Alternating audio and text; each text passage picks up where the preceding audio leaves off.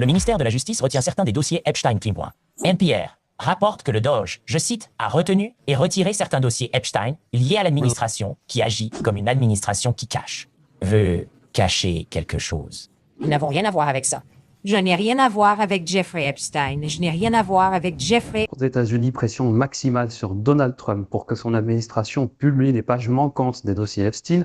Hillary Clinton accuse le ministère de la Justice de cacher certains dossiers compromettants. Elle l'a répété devant le Congrès qui l'a auditionné la semaine dernière. Le comportement du procureur général a démontré soit une incompétence grossière, soit une dissimulation évidente parce qu'il protège le président et d'autres. Ils sont incompétents et incapables de respecter la loi. Nous devons le savoir, car ils échouent dans leur travail. En tant que citoyens, nous devrions tous, quelle que soit notre affiliation politique, nous demander ce qu'ils cachent. Le président des États-Unis n'est pas au-dessus de la loi et devrait être dans un cadre comme celui-ci pour répondre aux questions sous serment. Si je dirigeais le comité ou si j'étais impliqué dans cette enquête, étant donné ce qui se trouve dans les dossiers et compte tenu des conduites passées et antérieures, il serait sur ma liste de témoins. C'est surtout à cause de cet article du New York Times, selon lequel une jeune femme a appelé le FBI peu après l'arrestation d'Epstein en 2019 en disant qu'il l'avait violée plusieurs fois et que Donald Trump l'avait également agressée sexuellement alors qu'elle était mineure. Elle aurait été entendue 4 fois par le FBI, mais 3 de ces entretiens n'apparaissent pas dans les dossiers. En tout, 50 pages auraient disparu. Colère du député Roger Garcia, c'est leader des démocrates de la commission spéciale du Congrès. De nouveaux dossiers qui viennent d'être découverts ces derniers jours. Un survivant qui a formulé de graves accusations et allégations non seulement contre Jeffrey Epstein, mais aussi contre le président Trump et au sujet des abus qu'elle a subis quand elle était mineure.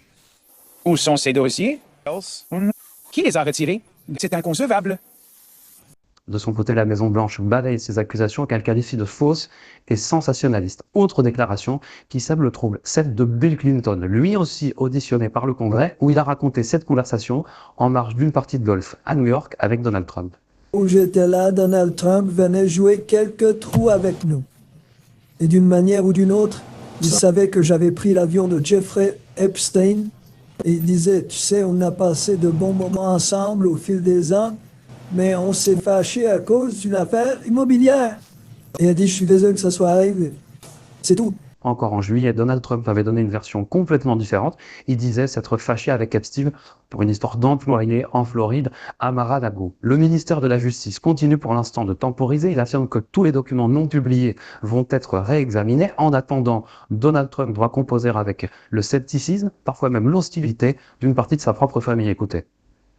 Depuis qu'il est revenu à la Maison-Blanche, il agit comme un homme coupable.